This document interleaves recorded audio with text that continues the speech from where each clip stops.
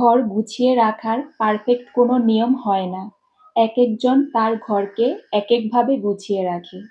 কেউ এসে করে দিবে না, তবে বলার আছে। সেগুলো মাথায় নিয়ে কাজ নেই। আমরা আমাদের ঘরকে মেন্টাল স্যাটিসফ্যাকশনের জন্য গুছিয়ে রাখবো।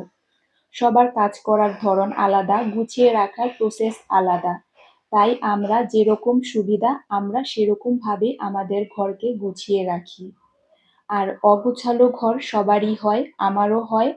তবে আবার সেগুলো জায়গার জিনিস জায়গায় রেখে দেই। একেই বলে হোম মেকিং, আর আমরা হলাম হোম মেকার। আসসালামু আলাইকুম। আমার ইউটিউব চ্যানেল আমি সুগৃহিণীতে সবাইকে ওয়েলকাম করছি। এখানে ছোট বেবিকে নাস্তা খাইয়ে দিচ্ছিলাম। আজকে লেফটোভার গরুর মাংস দিয়েই পরোটা হচ্ছিল সকালের খাবারের জন্য। বেবিটাকে নাস্তা খাইয়ে তারপরে আমি কিন্তু ভাত বসিয়ে দিয়ে ওকে নাস্তা খাওয়াচ্ছিলাম। এদিকে পুঁই শাক দিয়ে মাছের মাথা, সাথে আলুও দেব। সবকিছু কাটাকাটি ধোয়া একেবারে রেডি। আমরা আমাদের কাজগুলো সবাই সবার মতো করে গুছিয়ে করি। এখানে দুপুরের জন্য আরেকটা মাছ নিয়েছি, পাবদা মাছ। শুধু দুপুরেই খাবো, টমেটো দিয়ে এটাকে রান্না করব। এদিকে আবার আরেকটু তরকারি আছে, সেটা আমি বাটিতে রেখে দিলাম, পরে দুপুরে ওভেনে গরম করে নেওয়া যাবে। আমরা প্রত্যেক গৃহিণীরাই সকাল থেকে শুরু হয় আমাদের সংসারের কাজ। সকাল থেকেই চিন্তা করি কিভাবে ফুল ডে অ্যাক্টিভ থাকা যায়। হাজারো কাজের মাঝে চেষ্টায় থাকি যাতে আমাদের ঘর বাড়ি সবকিছু গুছানো পরিপাটি থাকে। খুব বেশি টিপটপ না হলেও জায়গার জিনিসটা যেন জায়গায় থাকে, এতে আমাদের অনেকটা শান্তি লাগে। এদিকে আমি তরকারিটা কষিয়ে নিচ্ছিলাম, মশলাটা আর কি। এখন হচ্ছে মাথাটা দিয়ে তারপরে কষিয়ে নেব। ফ্রেশ মাথা ছিল, তার কারণে আর ভেজে নিইনি। যদি ফ্রিজে বেশি দিন থাকতো তাহলে একটু ভেজে নিতাম। এমনিতেও ভেজে নেওয়া যায়, ভেজে নিলে কিন্তু স্বাদ ভালো আসে।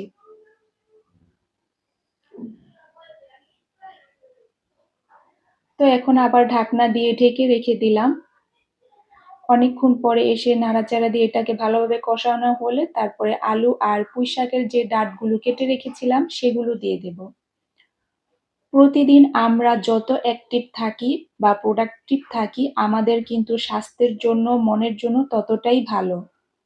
অ্যাক্টিভ থাকার জন্য খাওয়া দাওয়ারও কিন্তু দরকার আছে।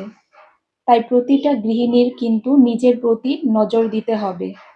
আমরা যদি ভালো থাকি তবেই আমরা আমাদের পরিবারকে ভালো রাখতে পারবো, পরিবারের প্রত্যেকটি সদস্যকে ভালো রাখতে পারবো। একটা বয়সের পরে কিন্তু আমাদের অনেক খাবার বাদ দিতে হয়, আবার অনেক খাবার এড করতে হয়। ভালোভাবে আলুটা সিদ্ধ হয়ে যাওয়ার পরে তারপরে আমি পুঁই শাকটা দিয়েছি। আর পুঁই শাকটা দিয়ে তো একবারেই ঢাকা দেব, এরপরে ঢাকনা উঠানোর পরে আর দেব না, যাতে শাকের কালারটা ভালো থাকে। আর বয়স হচ্ছে একটা সংখ্যা। সবসময় চিন্তা বা নিজের মাথায় আনা যাবে না যে আমার বয়স হয়েছে, এটা ওইটা করা যাবে না, এরকমটা মাথায় আনা যাবে না। তবে হ্যাঁ, সচেতন থাকতে হবে এখন আমাকে কোন ধরনের খাবার খেতে হবে, কোনটা বাদ দিতে হবে। বিশেষ করে মিষ্টি জাতীয় খাবার অবশ্যই বাদ দিতে হবে, আর নিজেদেরকে কিন্তু অ্যাক্টিভ রাখতে হবে, যেটা হচ্ছে সুপার অ্যাক্টিভ। যদিও আমরা গৃহিণীরা সবাই সুপার অ্যাক্টিভ, তারপরও আরো সচেতনভাবে থাকতে হবে। তো এই যে ঢাকনা উঠিয়ে দিলাম, আর এটা কিন্তু এরকম মাখো মাখোই থাকবে, আর ঝোলের পানি দেব না। আমরা কিন্তু সবার চাহিদা পূরণ করি, কার কি লাগবে সেদিকেও খেয়াল রাখি। নিজের চাহিদাটা কিন্তু খুব একটা গুরুত্ব দেই না বা মনোযোগ দেই না। এই দিকেও গুরুত্ব দিতে হবে। মাঝে মাঝে নিজের জন্য কিছু করতে হবে। কিছু করতে বলতে নিজের মনে কিছু চাইলে সেটা করে খেতে হবে। আমাদের জন্য তো এই বয়সে আর কেউ কিছু করবে না। এখানে হচ্ছে আমি টালা জিরার গুঁড়োটা দিয়ে দিলাম। আমার রান্না এটা কমপ্লিট। এটা দিলেই হয়ে যাবে। তারপরে হচ্ছে যে আমি এটা অন্য একটা ডিশে সার্ভ করে নেব। পাবদা মাছটা আর অত ডিটেলসে শেয়ার করব না। এখানে হালকা পাতলা ভাবেই পাবদা মাছটা শুধু অল্প সামান্য মশলা দিয়ে রান্না করে নেব, আর কাঁচামরিচটা একেবারে লাস্টে দিচ্ছিলাম। আর একটু আগে দেওয়া দরকার ছিল, আমি ভুলে গিয়েছিলাম। আমরা আমাদের পরিবার, বাচ্চা সবার জন্য যেমন সচেতন থাকবো, নিজেদের জন্য সচেতন থাকবো। একজন স্মার্ট হোম মেকিং হতে হলে আমাদের অবশ্যই কিন্তু সচেতন থাকতে হবে। নিজের কখন কি খারাপ লাগছে, ভালো লাগছে, কোনটা করলে নিজেদের মধ্যে ভালো লাগে, আনন্দ ফিল করি সেটার খেয়াল রাখতে হবে। এই যে আমার তরকারির ফাইনাল লুক। কেমন হয়েছে আমার তরকারিটা অবশ্যই কমেন্টে জানাবেন। এরপরে সরিষার তেল দিয়ে পেঁয়াজ দিয়ে আমি একে একে লবণ, আদা রসুন বাটা, তারপরে মসলা, টমেটো সবই দিয়ে দিব। আর একেবারে হালকা মশলায় আমি এই মাছটা রান্না করব। পাবদা মাছ, ইলিশ মাছ এগুলো কম মশলায়ও রান্না করা যায়। পাবদা সর্ষেটা কিন্তু অনেক মজা হয়, অনেকে রান্না করে, আমিও কিন্তু করি, এটা খুব মজা হয়। এই যে একেবারে কম মশলায় ভাজিনি কিন্তু, অনেক সময় ভাজা হয়, অনেক সময় ভাজা হয় না। আর এদিকে আমি রান্নার ফাঁকে ফাঁকে কিন্তু আমার ড্রয়িং রুমটাও গুছিয়ে নিচ্ছিলাম। আর এই যে মাশাল্লাহ পানির মধ্যে আমার মিষ্টি আলু গাছটা খুব সুন্দর গ্রো করেছে। এটাও কিন্তু একটা মনের শান্তি। এই গাছ তেমন কোনো কাজে আসবে, কিন্তু এটা মনকে অনেক শান্তি দেয়। দেখলে ভালো লাগে, গুড ফিল করি। এদিকে আমার বেবিটা শুয়েছিল আর আমি কিন্তু সোফা টোফা ঠিক করে তারপরে রুমটাও ঝাড়ু দিয়ে নিচ্ছিলাম। রান্নার পাশাপাশি আমাদের গৃহিণীদের সুপার অ্যাক্টিভ থাকতে হয়, যার কারণে খাওয়া দাওয়াও কিন্তু সুপার অ্যাক্টিভই রাখতে হবে। নিজেদের খাদ্য তালিকা থেকে কিন্তু ডিম, মাছ, মাংস এগুলো বাদ দেওয়া যাবে না। অনেক গৃহিণীরা নিজেরা না খেয়ে বাচ্চা বা পরিবারের অন্য সদস্যদের দিয়ে থাকে। সেটা তাদেরটা ঠিক আছে, তবে তাদেরটা তাদের জন্য, নিজেরটাও নিজের জন্য রাখতে হবে। কাউকে ডবল দেওয়ার দরকার নেই। সবাইকে সবার ভাগেরটা দিলেই হবে। এদিকে আমার দুপুরে যা যা রান্না করেছিলাম সেটা একটু শেয়ার করলাম আপনাদের সাথে। আমার এই যে দুষ্ট পাখিটা আমার সাথেই থাকে। তো আমি কিন্তু ঝাড়ু দেওয়া পুরা কমপ্লিট করিনি। তার মধ্যে আবার অন্য যে কাজ ছিল সেগুলো আবার করে আসলাম। এখন হচ্ছে যে আমি ডাইনিং এর এই জায়গাটায় এনে ময়লা রেখেছি। ডাইনিংটাও ক্লিন করে নিয়েছি। তারপরে হচ্ছে এখন আমি এগুলো ময়লা সব এক জায়গায় করে তারপরে আবার বাসাটা মপ করে নেব। আমাদের গৃহিণীদের থাকতে হয় সুপার অ্যাক্টিভ। যারা বুয়া দিয়ে কাজ করি তাদেরও পেরেশানি অনেক। বুয়ার পিছনে কিন্তু সময় দিতে হয়। এরই মধ্যে কিছু সবজি আর লেবু, ডিম এগুলোও আনা হয়েছে। এগুলোও কিন্তু আমি গুছিয়ে রাখবো। আর এগুলো রাখারও কিন্তু টিপস আছে। এই যে মরিচগুলো দেখছেন সেটাকে আজকে আমি কিভাবে রাখি সেটারও টিপস আপনাদের সাথে শেয়ার করব। প্রতিটি কাজেই না যদি আমরা যত্ন করে করি, যে কোনো খাবার জিনিস হোক, ব্যবহারের জিনিস হোক, সেটা কিন্তু অনেকদিন ভালো রাখা যায়, ভালোভাবে থাকা যায়।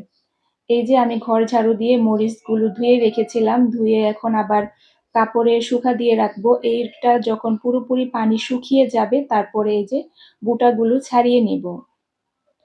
এভাবে অনেকে রাখে, তবে বেশিরভাগ মানুষ কিন্তু এভাবে রাখে না। যেগুলো লাল বা একটু নষ্ট হয়ে আসছে সেগুলো আমরা আলাদা সাইড করে রাখবো, আর যেগুলো একেবারে ফ্রেশ সেগুলো আলাদা রাখবো। সেগুলো একটু পরে খাবো, আর যেগুলো একটু একটু থাকে না নরম বা মাথা ভাঙা ওই ধরনের গুলো একটু উপর দিকে রাখবো যাতে আগে খাওয়া হয়।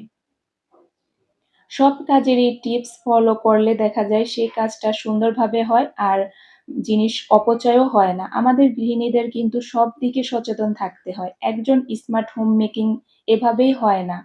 অনেক কিছু করে তারপরে তাদেরকে করতে হয়। তো আমি তো অফ ক্যামেরায় সবগুলো মরিচ বেছে নিয়েছি। এখন হচ্ছে এগুলোকে আমি বক্সে ভরে রাখবো। এখানে আমি দেখাচ্ছিলাম যেগুলো নষ্ট হয়ে গেছে লাল সেগুলোকে আমি আলাদা করেছি। আর এই যে এভাবে একটা বক্সের নিচে টিস্যু দিয়েছি, তারপরে হচ্ছে যে কাঁচামরিচগুলো রাখলাম, ফ্রেশগুলো রেখেছি, তারপরে আবার উপরে আরেকটা টিস্যু দিলাম। এখানে হচ্ছে যে এই ৪টা মরিচ আমার আগে আনা ছিল, আর এই যে যেগুলো একটু লাল বা নষ্ট সেগুলো উপরে রেখে দিলাম। এটা বেশি পরিমাণের হলে এটার উপর আরেকটা টিস্যু দিতাম, তবে যেহেতু অল্প ২-১ দিনে শেষ হয়ে যাবে যার কারণে আর দিলাম না। এভাবে বক্সে যদি রাখি ১ মাসেও আমার মরিচ কিচ্ছু হবে না, একবারে ফ্রেশ ভালো থাকবে। তো এখন আমি নরমাল ফ্রিজে রেখে দিলাম। এরপরে হচ্ছে যে আরও কিছু আনা হয়েছিল, ডিম, লেবু এগুলোকে আমি এখন ঝুড়িতে রেখে দেব। আমি সবসময় ডিম ধুয়ে রাখি, এটা সব আপুরাই করে, তো আমিও সেটাই করি। ডিম রেখে দিলাম আর আমার ছোট বেবিটা এদিকে খুব ডিস্টার্ব করতেছিল, এমন করতে করতে একটা ডিম সে ফাটিয়ে ফেলেছিল। তারপরে লেবু এগুলো রেখেছিলাম।